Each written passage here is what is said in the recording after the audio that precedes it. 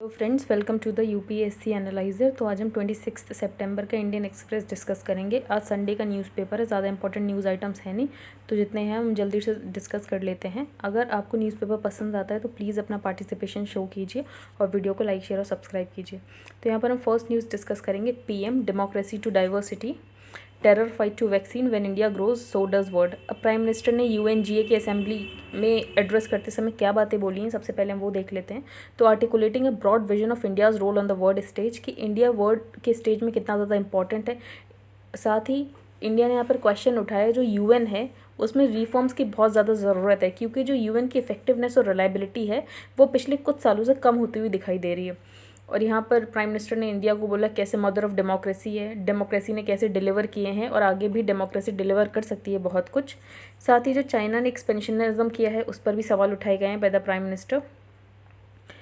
अब ही cited the example of, जैसे उन्होंने बताया कि वर्ल्ड बैंक रैंकिंग को कैसे चाइना के द्वारा मैनिपुलेट करवाया गया था। तो वर्ल्ड बैंक की जो रैंकिंग है, ईज़ ऑफ डूइंग बिजनेस जो रैंकिंग होती है, उसमें कुछ मैनिपुलेशंस करवाए गए थे बाय द चाइना। साथ ही यहाँ पर प्राइम मिनिस्टर ने बोला कैसे पिछले कुछ सालों में रिग्रेसिव थिंकिंग आ रही है और एक्सट्रीमिज्म का माइंडसेट आ रहा है। तो Modi told the global community that it needs to ensure that no country takes advantage of the delicate situation in Afghanistan. साथ ही अफगानिस्तान में जो सिचुएशन है उसका कोई भी कंट्री फ़ायदा ना उठाए। तो बेसिकली यहाँ पर पाकिस्तान के ऊपर रेफरेंस किया गया था। Modi called upon the international fraternity at the UN not to abandon Afghanistan. और साथ ही उन्होंने बोला जो भी इंटरनेशनल कम्युनिटी है वो अफगानिस्तान को ऐसे अकेला ना छोड़ दें। तो अफगानिस्तान की सिचुएशन को सारी कंट्रीज़ ध्यान में रखते हुए आगे सोचेंगे क्या करना है। यहाँ पर ओशन रिसोर्सेज की बात की गई, जैसे चाइना जो है वो एक्सपेंशन दिखाता है, साउथ चाइना सी में अपनी मोनोपोली जमाना चाहता है। तो we must not use ocean resources and not abuse them. तो हम सिर्फ यूज़ करें ओशन रिसोर्सेज को, ना कि अब्यूज़ करें। इसके अलावा जो ओशियंस है वो इंटरनेशनल ट्रेड के लाइफलाइन होते हैं। तो हमें हर तरीके से क्या करना है, ओशन को प्रोटेक्ट करना है from expansionism and exclusion. The international community must speak in one voice to strengthen a rule based world order. तो यहाँ पर जो रूल बेस्ड वर्ल्ड ऑर्डर की बात की गई कि इंडो पैसिफिक हर जगह रूल बेस्ड वर्ल्ड ऑर्डर होना चाहिए। जैसे चाइना, उसने यूएन आर्बिट्रेशन का जो डिसीजन आया था वो तक नहीं माना, तो ऐसा नहीं है, एक बार जो रूल सेट हो गए हैं सारे कंट्रीज उनको माने। The broad consensus reached in the security council during India's presidency shows the way for the maritime security. इससे पहले जब इंडिया जो था वो यूएन की प्रेसिडेंसी होल्ड किया था, तो वहाँ पर भी इंडिया ने मैरीटाइम सिक्योरिटी की बात की थी। तो इंडिया बेसिकली आजकल मैरीटाइम सिक्योरिटी की काफ़ी बात कर रहा है। तो he use Beijing's bullying in global governance to argue in favour of reform of international institutions. अब जैसे जो चाइना है, कैसे उसने बुली करके क्या किया था, वर्ल्ड बैंकिंग की रैंकिंग को मैनिपुलेट करा दिया था। यूएन के वो किसी भी डिसीजन को नहीं मानता है। तो यहाँ पर प्राइम मिनिस्टर ने बोला है कि हमें इंटरनेशनल इंस्टीट्यूशंस में रिफॉर्म कराने की ज़रूरत है, ताकि इंटरनेशनल इंस्टीट्यूशंस में जो लोगों का कॉन्फिडेंस है वो बना रहे। तो यहाँ पर यूनाइटेड नेशंस की बात की है कि यूनाइटेड नेशंस को अगर रेलेवेंट रहना है तो यूनाइटेड नेशंस को अपनी इफेक्टिवनेस और रिलायबिलिटी को इन्हेंस करने की बहुत ज़्यादा ज़रूरत है। आज हर तरीके के क्वेश्चंस उठाए जाते हैं यूएन पे कि क्लाइमेट क्राइसिस के लिए यूएन क्या कर रहा है, कोविड के लिए यूएन ने क्या किया, जो प्रॉक्सी वॉर हो रहे हैं इतने सारे कंट्रीज़ में उसके लिए यूएन क्या कर रहा है, अफगान क्राइसिस के लिए यूएन क्या कर रहा है। तो यहाँ पर यूएन पे इतने ज़्यादा सवाल उठाए जाते हैं और यूएन क्या कर रहा है, इन सारी चीज़ों के लिए कुछ नहीं कर पा रहा है। तो यूएन में रिफॉर्म्स करने की बहुत ज़्यादा ज़रूरत है। और ओरिजिन ऑफ कोविड-19 को लेकर, ease of doing business rankings को लेकर जो इंस्टीट्यूशन है ग्लोबल गवर्नेंस के, वो अपनी क्रेडिबिलिटी को खो रहे हैं। तो उस क्रेडिबिलिटी को वापस लाने के लिए बहुत ज़्यादा ज़रूरत है ये जो इंटरनेशनल इंस्टीट्यूशन है उसमें रिफॉर्म्स करने की। साथ ही यहाँ पर प्राइम मिनिस्टर मोदी ने बताया जो इंडिया है वो कैसे ग्रेट ट्रेडिशन रहा है डेमोक्रेसी का, हमारी डाइवर्सिटी, हमारी स्ट्रॉन्ग डेमोक्रेसी के साथ इंडिया की जो डाइवर्सिटी है वो कितनी ज़्यादा इंपॉर्टेंट है। इंडिया वाइब्रेंट डेमोक्रेसी का एक एग्जाम्पल है। साथ ही इंडो यूएस में क्या बात हुई, तो it shared about a shared responsibility to uphold democracy. तो इंडिया यूएस ने बोला कि रिस्पॉन्सिबिलिटी हमारी कि हम कैसे डेमोक्रेसी को अपहोल्ड करें और डेमोक्रेटिक वैल्यूज़ को कैसे अवेयर करें लोगों को डेमोक्रेटिक वैल्यूज़ के लिए। साथ ही यहाँ पे प्राइम मिनिस्टर मोदी ने बोला दीनदयाल उपाध्याय को इन्वोक करते हुए कि उनकी बर्थ एनिवर्सरी है और उनका एक मोटो हुआ करता था दीनदयाल उपाध्याय जी का कि that no one is left behind. तो एक ऐसी दुनिया क्रिएट करनी जिसमें कोई भी इंसान पीछे न रह जाए। तो यहाँ पर बात की जा रही इंक्लूसिव डेवलपमेंट की, कि सारे लोग इंक्लूड होने चाहिए डेवलपमेंट में, कोई भी कहीं पीछे ना छूट जाए।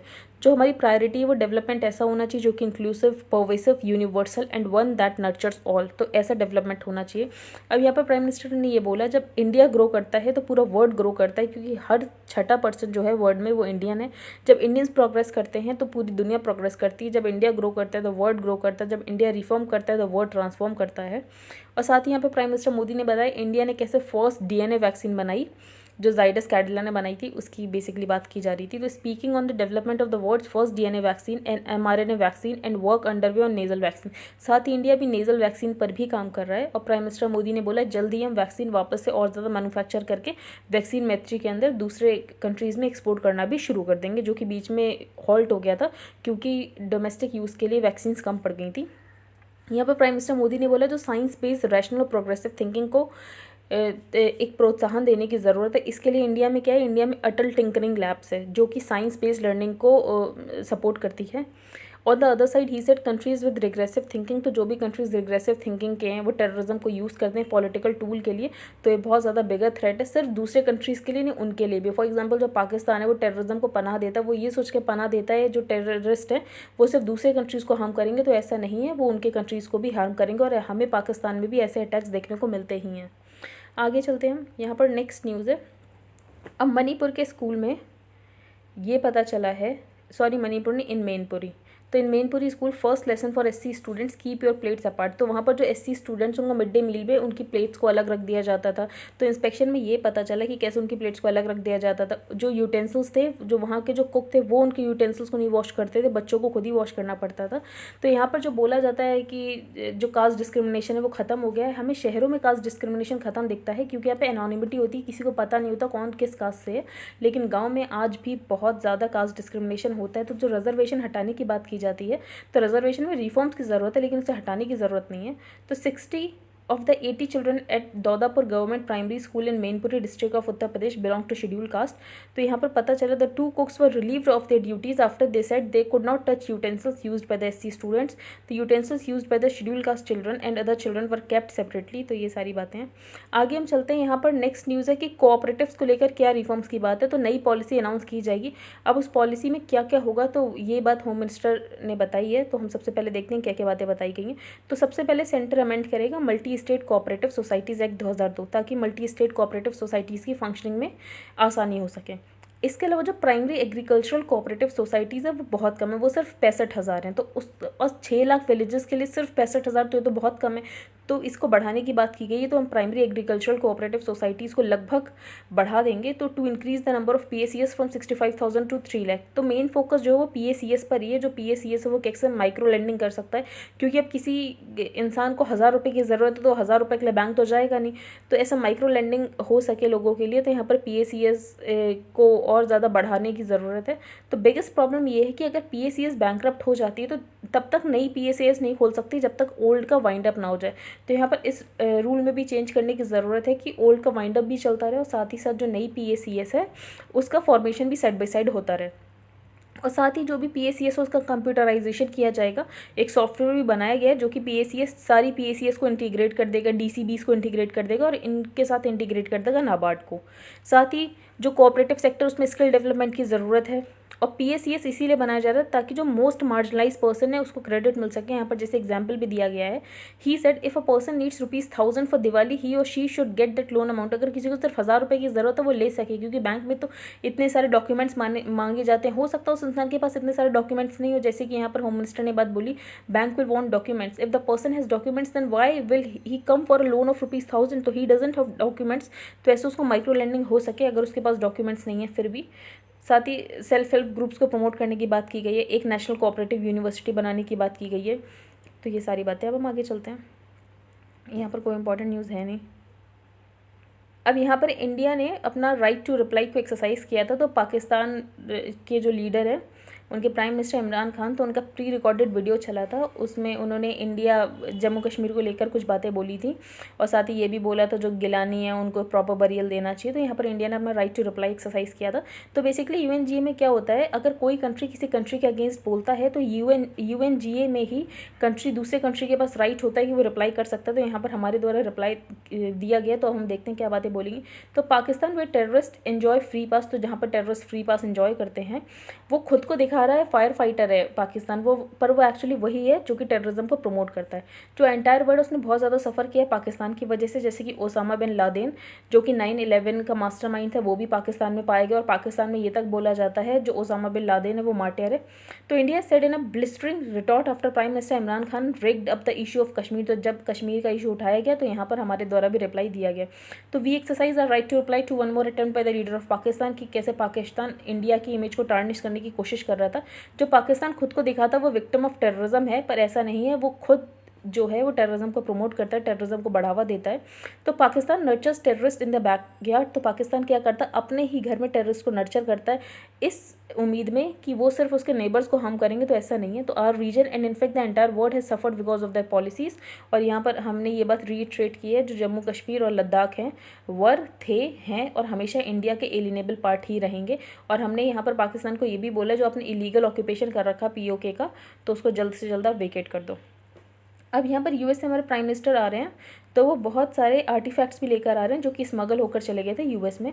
तो उसमें कौन कौन सी चीज़ें आ रही हैं वापस हम देखते हैं। तो as many as 157 artifacts and antiquities were handed over by the United States during prime minister Narendra Modi visit to the country. अब इसमें क्या किया है, तो इसमें 1.5 metre bas relief panel of Revanta in sandstone made in the 10th century. इसके अलावा 8.5 centimetre tall bronze Nataraja figure है जो कि 12th सेंचुरी की है। कुछ टेराकोटा पीसेज हैं, सेवरल ब्रॉन्ज फिगरीन्स है और कॉपर ऑब्जेक्ट्स है। अब ये जो आइटम्स हैं इंडिया से स्मगल हो गए थे या तो चोरी कर लिए गए थे लगभग 11th और 14th सेंचुरी। ये जो आइटम्स से लगभग 11th से 14th सेंचुरी में बिलोंग करते हैं। इसके अलावा एक सोड भी मिली है अपने शीथ में जो अपने पूरे कवच में होगी और उसमें इंस्क्रिप्शन है गुरु हरगोबिंद सिंह का पर्शियन में।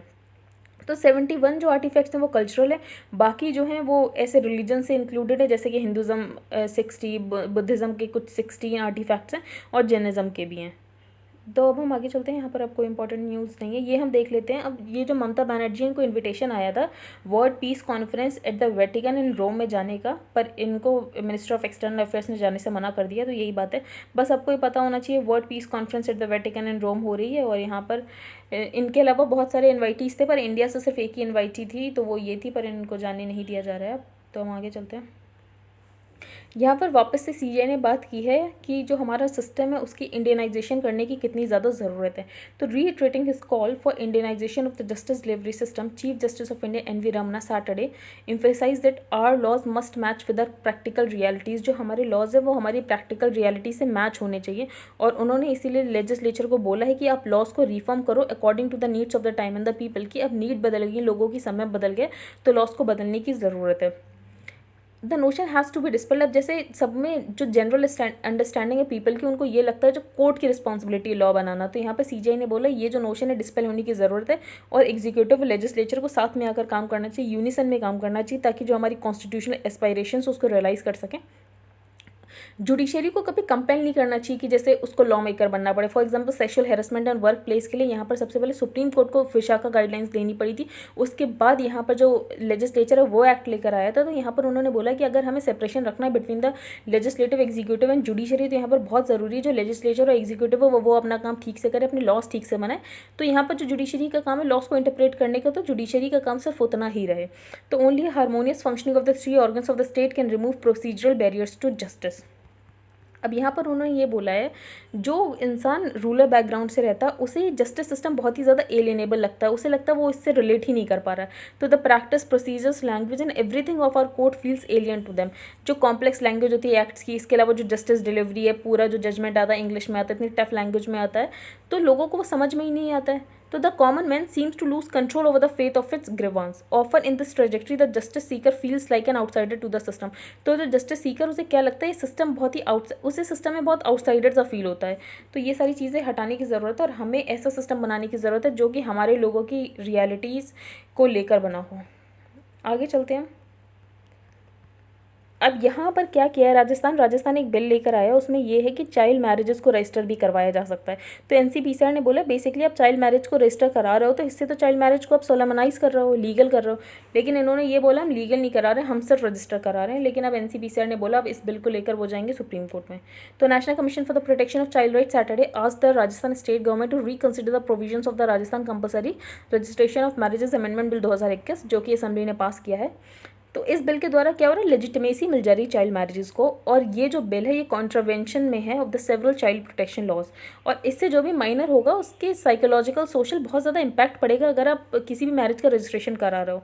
तो राजस्थान जो गवर्नमेंट है वो कैसे महात्मा गांधी के एफर्ट्स को डिमोलिश कर रही है, महात्मा गांधी ने कैसे चाइल्ड मैरिज के अगेंस्ट जितना काम किया, और राजस्थान गवर्नमेंट सिर्फ एक बिल लाकर क्या कर रही है, जो चाइल्ड मैरिजेस है उसको सोलेमनाइज कर रही है। तो we will not allow this to happen, और एनसीपीसीआर ने बोला है कि अगर ज़रूरत पड़ी तो हम सुप्रीम कोर्ट भी जाएंगे। जो कमीशन है उसने बोला है जो prohibition of child marriage act 2006 है, जो कि सेंट्रल एक्ट है, प्रोहिबिट करता है कि किसी भी चाइल्ड मैरिज का सोलेमनाइजेशन नहीं होगा, और अगर किसी की चाइल्ड मैरिज होती है किसी मेल एडल्ट से और जो गर्ल चाइल्ड है तो वो ऑफेंस माना जाएगा अंडर सेक्शन 9। तो हम आगे चलते हैं। यहाँ पर साइक्लोन गुलाब जो है वो ओडिशा और आंध्र प्रदेश को आज हिट करने वाला है। तो cyclone Gulab is formed in the bay of Bengal, तो बे ऑफ बंगाल में फॉर्म हुआ है और ओडिशा और आंध्र प्रदेश को आज हिट कर सकता है। ये तीसरा साइक्लोन है जो कि 2021 में है। इससे पहले एक ताउते और यास आ चुके हैं, 2 साइक्लोन, अब ये तीसरा साइक्लोन है। अब यहाँ पर मिस्चीवियस एंड फेक क्रूसेड्स, ये आर्टिकल हम डिस्कस करेंगे। तो सबसे पहले ऑथर ने यहाँ पर बात की है क्रूसेड्स की। तो क्रूसेड्स हुए थे रिलीजियस वॉर जो कि इस्लाम और क्रिश्चियन में हुए थे, क्रिश्चियनिटी और इस्लाम रिलीजन में हुए थे। तो ये वॉर्स लगभग 1095 से लेकर 1291 के बीच में हुए थे। तो हिस्ट्री रिकॉर्ड करती है कैसे यूरोपियन क्रिश्चियंस ने इन वॉर्स को ऑर्गेनाइज किया था, क्योंकि वो मुस्लिम एक्सपेंशन को रोकना चाहते थे। तो जो वॉर्स थे वो वेज किए गए थे लगभग जीसस क्राइस्ट के काफ़ी टाइम बाद, 1000 ईयर्स के बाद, और प्रॉफिट मोहम्मद के लगभग 450 साल के बाद। दोनों जो रिलीजन है वो मोनोथिज्म को प्रमोट करते हैं, और इसके अलावा ये अब्राहमिक रिलीजन जो है अलॉन्ग विद जुडाइज्म, ये जो तीनों फेथ्स हैं अब्राहमिक रिलीजन्स होते हैं। बेसिकली ऑथर जो है वो क्रूसेड वॉर से ये मैसेज देना चाहते हैं कि कोई भी रिलीजन कभी ख़त्म नहीं होता, वो रिलीजन हमेशा चलता जाता है। इतने सारे वॉर्स हुए लेकिन उसके बाद भी हम देख रहे हैं जो यूरोप है वो मेनली क्रिश्चियन ही है। इसके अलावा जो सीरिया, पैलेस्टीन, इजिप्ट है वो मेनली मुस्लिम है। तो इनके बीच में लड़ाई हुई थी, लेकिन वहाँ पर जो रिलीजन डोमिनेंट तब था वो रिलीजन डोमिनेंट आज भी है। तो moral of the story is that no religion or religious group can vanquish another. तो कोई भी रिलीजन और रिलीजियस ग्रुप किसी दूसरे रिलीजन या रिलीजियस ग्रुप को वैनक्विश नहीं कर सकता। फिर यहाँ पर ऑथर ने बताया जिहाद क्या होता है। तो जिहाद का अगर टर्म देखो तो जिहाद का मतलब होता है मेरिटोरियस स्ट्रगल और effort, primarily the human struggle, उस चीज़ को प्रमोट करने के लिए क्या सही है और क्या गलत है, तो उसके लिए जिहाद किया जाता है। कोई सही चीज़ को पाने के लिए जिहाद किया जाता है। लेकिन मॉडर्न टाइम्स में हमेशा जिहाद को किससे सिनोनिम मान लिया गया, वॉलेंट कैंपेन्स के साथ। जैसे कि अभी तक तो लव जिहाद होता था, अब नारकोटिक जिहाद जैसा एक शब्द भी आ गया है जो कि केरला के बिशप ने यूज़ किया था, नारकोटिक जिहाद। तो उनका ये कहना था जो मुस्लिम कम्युनिटी है वो क्या कर रही है, नॉन मुस्लिम लोगों को ऐसे ड्रग्स का शिकार बना रही है और उनका कन्वर्जन कर रही है। तो यहाँ पर ऑथर ने बोला इंटेंशन बहुत ज़्यादा क्लियर है, ये सिर्फ कम्युनल कन्फ्लिक्ट को बढ़ावा देने के लिए ऐसी बातें बोली जाती हैं। प्रॉब्लम है यहाँ पर नारकोटिक्स ही प्रॉब्लम है, लेकिन आप नारकोटिक को जिहाद के साथ तो नहीं जोड़ सकते हो। तो नो एविडेंस, तो देयर इज नो एविडेंस। अब यहाँ पर ये बोला जाता है जो मुस्लिम्स उनकी पॉपुलेशन बहुत तेज़ी से बढ़ रही है, तो यहाँ पर there is no evidence that Islam is expansionist in India. जो प्यू सर्वे के द्वारा ये पता चला है कि ये सिर्फ मिथ्स और फॉल्सहुड्स हैं। जो रिलीजियस कॉम्पोजिशन इंडिया की है वो 1951 से लेकर अब तक 2011 तक मोस्टली स्टेबल रही है। अब मुस्लिम्स की पॉपुलेशन थोड़ी ज़्यादा बढ़ती हुई इसीलिए दिखी है क्योंकि 1951 में भी उनका फर्टिलिटी रेट बहुत ज़्यादा था। उनका फर्टिलिटी रेट 4.4 था, जबकि हिंदूज़ का फर्टिलिटी रेट 3.3 था। तो उनका जो फर्टिलिटी रेट है वो 4.4 से 2.6 आया है, और जो हिंदूज़ का फर्टिलिटी रेट है वो 3.3 से 2.1 आया है। तो अगर तब डिफरेंस देखो तो 4.4, 3.3, तो वहाँ पर लगभग 1 नंबर का फर्टिलिटी रेट का डिफरेंस था, लेकिन अब 0.5 का बचा है। तो यहाँ पर फर्टिलिटी रेट वैसे देखो तो कम ही हुआ है दोनों ही कम्युनिटी में। तो Hindu will constitute N overwhelming, अगर हम इस फर्टिलिटी रेट से भी जाएँ तो 2050 में भी लगभग 77% हिंदूज़ ही होंगे। और जो यहाँ पर मास कन्वर्जन की बात की जाती है तो रिस्पोंडेंट्स ऑफ द प्यू सर्वे में ये पता चला है जो 81.6% लोग जो हिंदू पैदा हुए थे, और अभी देखा जाए तो 81.7% उसमें अपने आप को हिंदू ही आइडेंटिफाई कर रहे हैं। तो यहाँ पर जो मास कन्वर्जन की बात की गई वो तो इस डेटा में दिख नहीं रही है। इसके अलावा जो क्रिश्चियन उसमें 2.3% जो थे वो रेज्ड एज क्रिश्चियन, और अभी 2.6% जो है वो अपने आप को क्रिश्चियन की तरह अब आइडेंटिफाई करते हैं। तो जो मास कन्वर्जन किया जा रहा है इस्लाम में ये सब लाए हैं, क्योंकि जो लोग बर्थ में अपने टाइम को जिस रिलीजन के साथ आइडेंटिफाई कर रहे थे वो अभी भी उसी रिलीजन के साथ आइडेंटिफाई कर रहे हैं। आगे हम चलते हैं। यहाँ पर ऑथर ने बोला हमें वापस से लिबरल डेमोक्रेसी बहुत ज़्यादा बनने की ज़रूरत है। जैसे यूएस के साथ हमारी मीटिंग हुई, वहाँ पर भी डेमोक्रेसी की बात की गई। इसके अलावा जो यूएनजीए में एड्रेस हुआ उसमें भी डेमोक्रेसी की बात की गई कि डेमोक्रेसी को अपहोल्ड करने की बहुत ज़्यादा ज़रूरत है। तो यहाँ पर ऑथर ने बोला जो इंडिया की डेमोक्रेसी वो बहुत ज़्यादा इलिबरल होती जा रही है। लिबरलिज्म खत्म हो रहा हमारी डेमोक्रेसी में, डिसेंट को किसी तरह क्रश करने की बात की जाती है, प्रिवेंटिव डिटेंशन में उसको जेल में डाल दिया जाता है, तो ये सारी चीज़ें बताई गई हैं। तो man who won instead has indicated more than once that he sees the world is divided into autocracies and democracies. तो यहाँ पर जो बाइडन की बात की गई है। तो in speech to the united general assembly last week president Biden said that कि उनको अब नया कोल्ड वॉर नहीं चाहिए और वो फुली इंटेंडेड है कि वो डेमोक्रेसी के साइड में है। अगर ऐसा होता है, जो वर्ड है, ऐसा प्लेस बनना चाहिए जहाँ पर सारे लोगों के डेमोक्रेटिक राइट्स को अपहोल्ड किया जाए। यहाँ पर प्रेसिडेंट कमला हैरिस ने भी डेमोक्रेसी की बात की गई कि डेमोक्रेसी कितना ज़्यादा इंपॉर्टेंट है। This is because the new India that he speaks of with the pride of its creators being seen as an illiberal democracy. अब इंडिया को एक लिबरल डेमोक्रेसी की तरह देखा जाने लग गया है, जो कि डिसीडेंट्स को पनिश कर रहा है कि अगर आप अगेंस्ट बोलोगे तो आपको पनिश किया जाएगा, आपको प्रिवेंटिव डिटेंशन के अंदर जेल में डाल दिया जाएगा। तो ऑथर ने बोला वापस हमें लिबरल डेमोक्रेसी लाने की ज़रूरत है। आजकल जो लिबरल वर्ड है वो इतना ज़्यादा अब्यूज़ बन गया है, तो the word liberal is used as a term of abuse. इतना ज़्यादा सोशल मीडिया पर देखो तो लिबरल को ऐसा अब्यूज़ की तरह यूज़ किया जाता है। यूजली उनको ऐसे लिब्रांडूज, लेफ्टीज, ऐसी बातें बोली जाती हैं, जैसे कि यहाँ पर लिखा आप देख सकते हैं। तो my point is that if India is to avoid ending up in the autocracies corner, अगर इंडिया को ऑटोक्रेसी नहीं बनना है तो लिबरल्स को अपनी वॉइस वापस उठाने की ज़रूरत है और इंडिया को लिबरल डेमोक्रेसी की ओर ले जाने की बहुत ज़्यादा ज़रूरत है। आगे चलते हैं। अब यहाँ पर लैंड रिकॉर्ड्स डिजिटाइजेशन। अब यहाँ पर लैंड रिकॉर्ड डिजिटाइजेशन की इसलिए बात की गई है ताकि जो लोग हैं वो आसानी से क्रेडिट ले सकें। अब यहाँ पर the government has sought from banks the status regarding digitisation of land records. अब जब डिजिटाइजेशन होगा लैंड रिकॉर्ड्स का तो एग्रीकल्चर लोन्स जो हैं वो आसानी से दिए जा सकेंगे। तो फाइनेंस मिनिस्ट्री स्टेट्स को बोल रही है कि आप जल्द से जल्द डिजिटाइज करो लैंड रिकॉर्ड्स। तो काफ़ी स्टेट्स ने कर भी लिया, जैसे कि राजस्थान, केरला, यूपी, गुजरात, मध्य प्रदेश, इन्होंने अपने डिजिटाइज कर लिए लैंड रिकॉर्ड्स और बैंक्स को भी ये पूरा डेटा मिल चुका है। तो इससे बेटर क्रेडिट डिलीवरी हो सकती है। इसके अलावा इससे फ्रॉड भी कम होंगे। एमएसएमई सेक्टर में भी आप आसानी से लोन्स दे सकते हो। तो जैसे प्रायोरिटी सेक्टर लैंडिंग आइडेंटिफाई करने के लिए जो कौन से फार्मर्स है, जो मार्जिनल फार्मर्स है, जिनके पास 2 हेक्टेयर से कम लैंड है, तो आसानी से अब उनको आइडेंटिफाई किया जा सकता है अगर लैंड रिकॉर्ड डिजिटाइजेशन हो जाता है। आगे चलते हैं हम। यहाँ पर USB-C केबल, तो ये मैंने आपको 2 दिन पहले न्यूज़ पढ़ाई भी थी। जो यूरोपियन यूनियन है वो बोल रहा है कि एक ही तरीके का केबल होना चाहिए जिससे आप सारी डिवाइसेस चार्ज कर सको। आपको अलग अलग केबल्स लेने की ज़रूरत नहीं है और सेम टाइप का चार्जर होना चाहिए, लेकिन एप्पल इसके अगेंस्ट है। तो इसमें एक एक्सप्लेन सेक्शन आया कि ऐसा क्यों बोला जा रहा बाय द यूरोपियन यूनियन। तो सबसे पहले इसीलिए ऐसी बात बोली जा रही है कि लगभग जो कंज्यूमर्स हैं वो लगभग 2.4 बिलियन यूरो खर्च कर देते हैं सिर्फ चार्जर्स पे, जो उनके इलेक्ट्रॉनिक डिवाइसेस के साथ नहीं आते हैं और सारे चार्जर्स वो यूज़ तक नहीं करते हैं। और इससे जो इलेक्ट्रॉनिक वेस्ट है वो बहुत ज़्यादा जनरेट होता है। तो लगभग 11,000 टन का वेस्ट हर साल जनरेट होता है। तो इन सबको कम करने के लिए यहाँ पर यूरोपियन यूनियन के द्वारा बोला जा रहा है कि एक ही टाइप का चार्जर होना चाहिए। अब यहाँ पर पियागियो जो आर्म है उन्होंने अपनी first electric vehicle facility Chennai में सेटअप कर ली है। तो Piaggio group's Indian subsidiary Piaggio Vehicles Private Limited has set up its first electric vehicle outlet in Chennai, a first of its kind facility in Tamil Nadu. आगे चलते हैं।